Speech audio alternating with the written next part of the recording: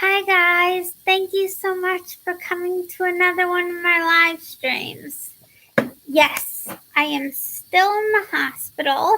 This is turning into another one of my marathon admissions.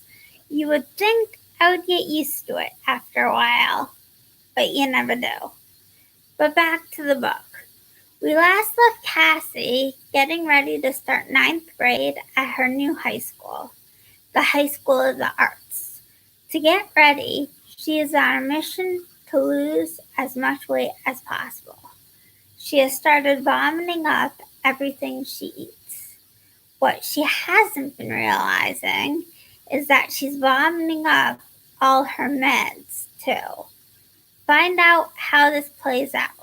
To find out how this plays out, stay tuned. We'll start here. Hi Kathy.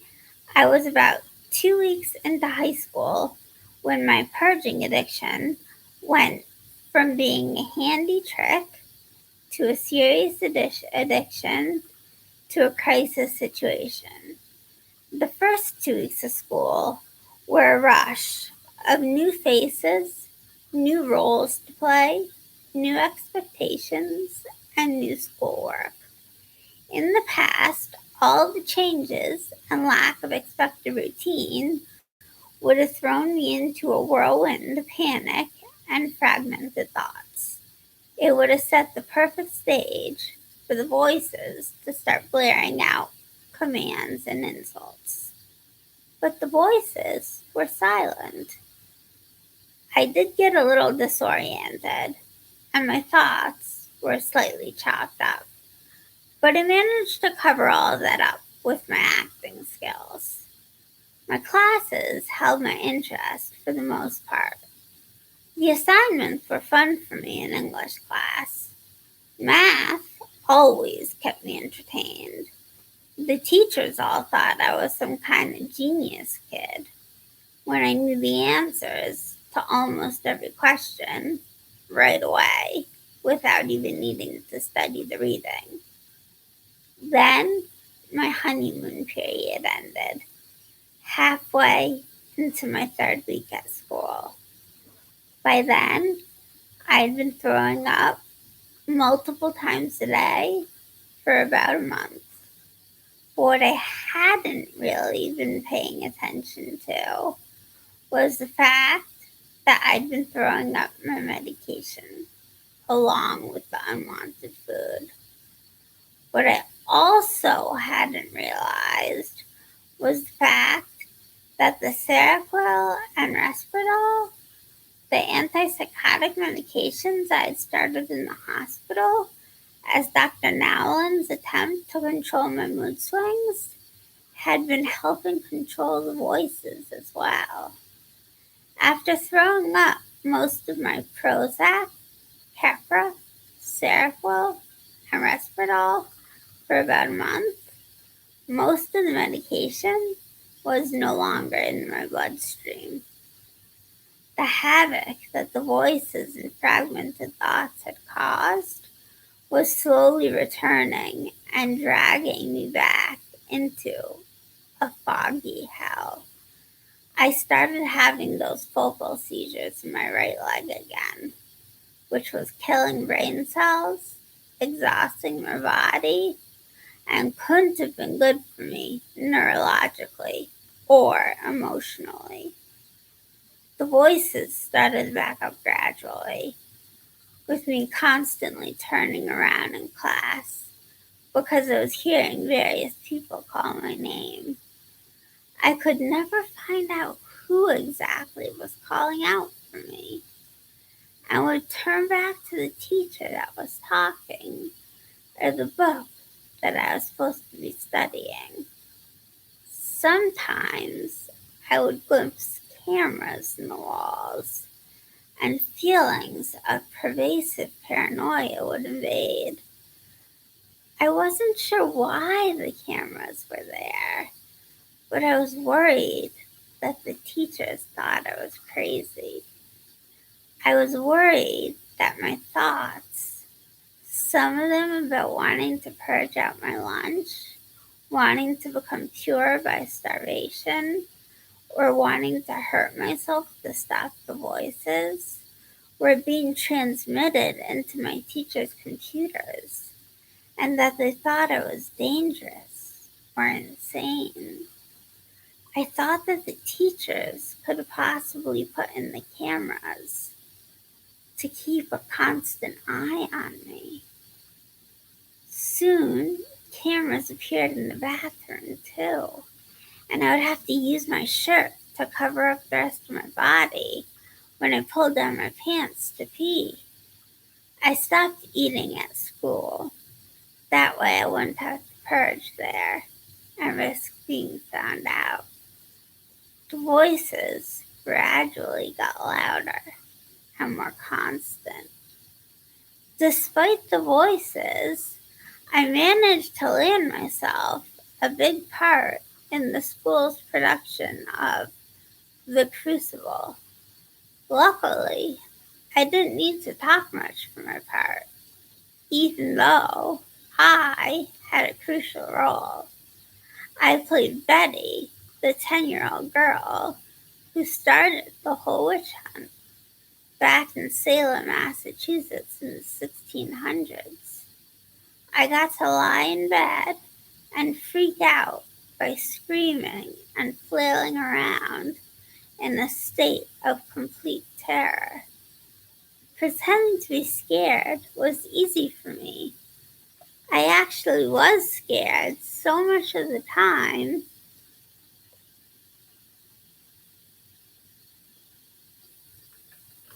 that I had a reservoir of experiences and memories to call on when it came time for my big scene. I pulled it off perfectly. My screams had real terror in them.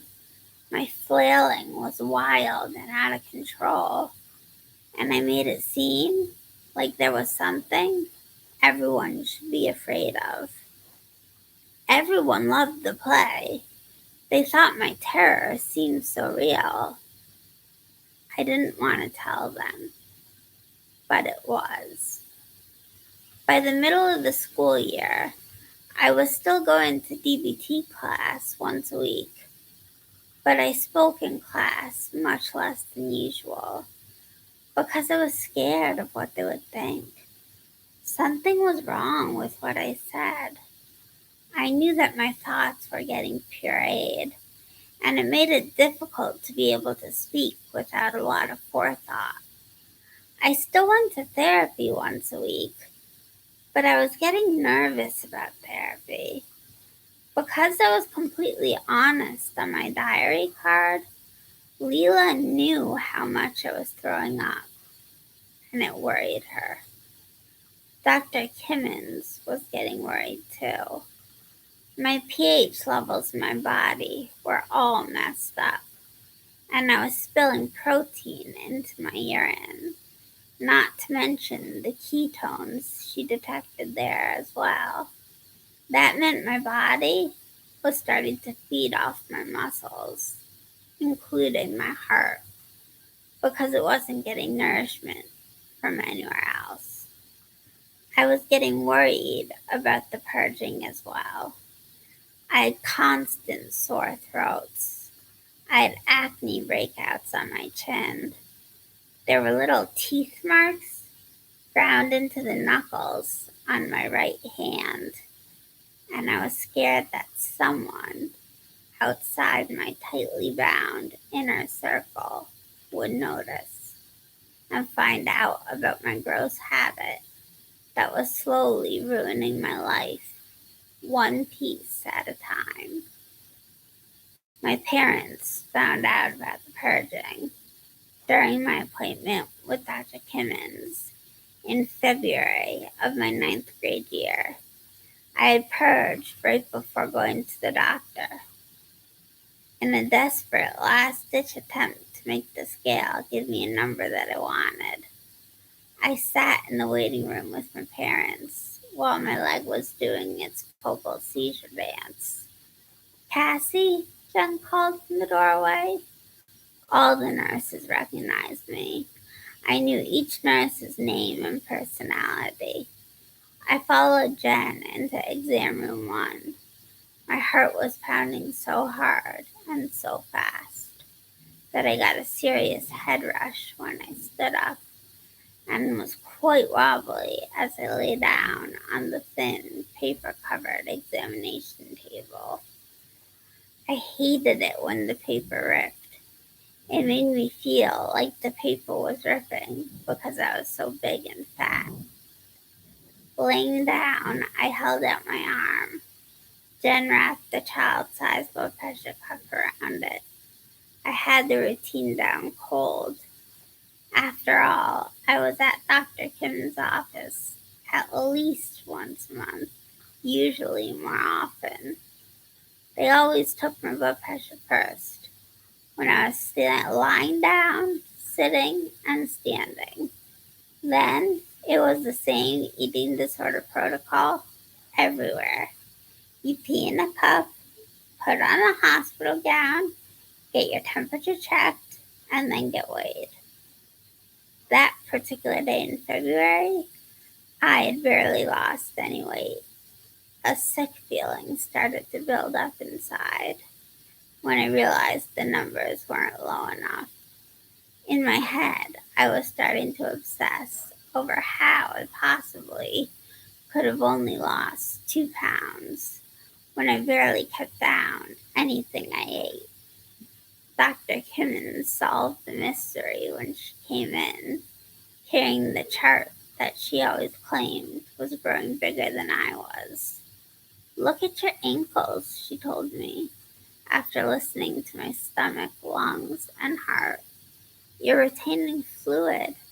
You've been throwing up so much that you're completely dehydrated, and your body doesn't know what to do anymore, so it's holding on to whatever fluid it can.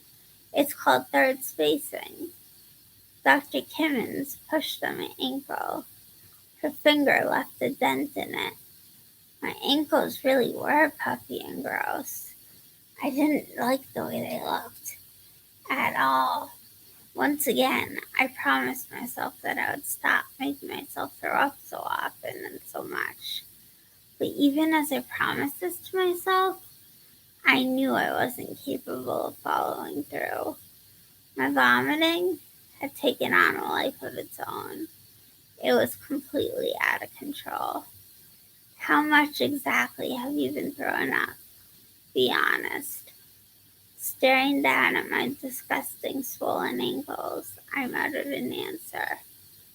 "A few times a day." "How many times a day is a few?" asked Dr. Kimmons. 4 or 5 times at least, I admitted to her sadly. Dr. Kimmons shook her head. She sighed. She shook her head again. "I want to do some blood work. I need to check your electrolytes. I also want to talk to your therapist again. She called me because she was concerned about all the purging. I'm concerned too. You could mess up your balance of potassium and sodium in your body and have a heart attack. You could get really sick. Who brought you here today?" "My mom," I whispered. "Okay, I'm going to have to talk to her about this." I went out to the waiting room and found my mom, feeling a lot like a prisoner walking to their execution. My mom didn't say anything when Dr. Kimmons told her about my purging. She just sat there nodding. "I kinda was suspecting that," Mom said when she finally spoke. She sighed heavily and looked at me with pain in her eyes. "Are you mad at me?" I asked her in a small, scared voice. "No," she shook her head. "No, I'm just disappointed." I nodded and pretended that I wasn't hurting really bad inside because it felt like all I ever did was disappoint people. She and Dr. Kimmons continued talking, but I was falling away from their conversation, and falling away from their reality as Fellingham's voice became louder than theirs. You're a disappointment, a disgrace to everyone. Just one big disappointment, ointment, disjointment, ruiner. She ruins everything, another voice was agreeing. Just keep disappointing, ointing, disjointing. Land in our lap. You belong with us anyway. If you listen to us, then things would be better. Cassie, are you okay with that? Her mom was asking me. I ground my teeth together to try and orient myself back to the right reality. What? My mom sighed again. You won't use the bathroom for an hour after meals unless I'm standing outside the door. Okay, fine, I shrugged, as I pretended this prospect wasn't scaring the hell out of me. That is the end of chapter 24 of Was I Ever Normal? What did you guys think about it? Take any comments, any feedback.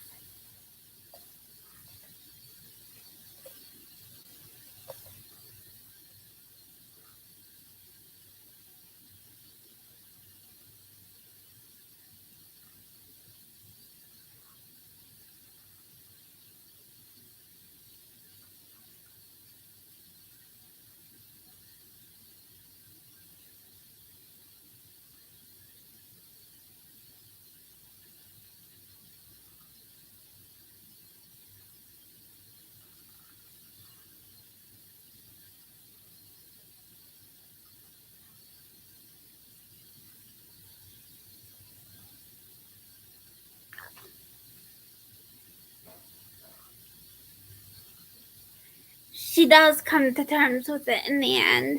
She has a really great movement and art therapist that the Department of Mental Health pays for.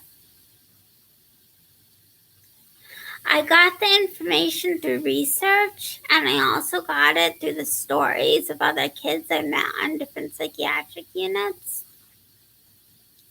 But I also did a lot of research for this book.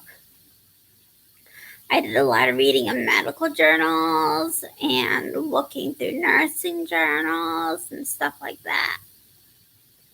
The DSM-5, all different things like that. But most of these stories are the stories of kids I met on various psych units growing up. And I kind of combined all of their stories into one character and came up with the character of Cassie. And that's kind of where it all comes from. But to verify facts, I did a lot of research.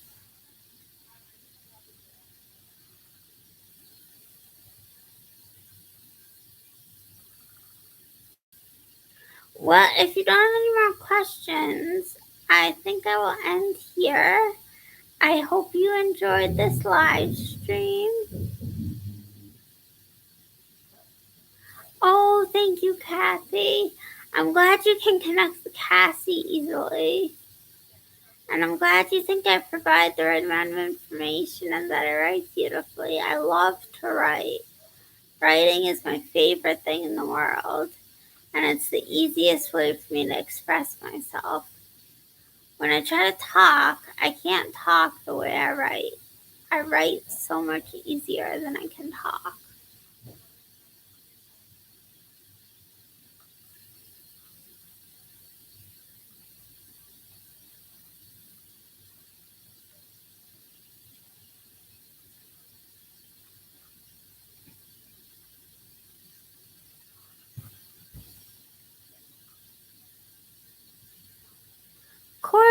Of course, I give you the opportunity to join. I love doing these live streams. I love communicating with you guys, getting your feedback, hearing what you think. Love all that. It'd be awesome if you guys could check out my blog, and if you haven't yet, sign up for my email list. I have information about it on Becca's blog, Chronically Alive, and on Living the Right Way. But I love you too, Kathy. I'm just gonna put my blog right here. I'm trying to get my blog out there more. It's, hang on a second. This is my newest blog. I'm really trying to get it out there. If you guys wouldn't mind checking it out, subscribing, signing up for the email list. People that sign up for the email list get the chapters 1 and 2 for free. Oh, I gotta go, guys. I'll talk to you next time. Bye. How are you? I'm okay now.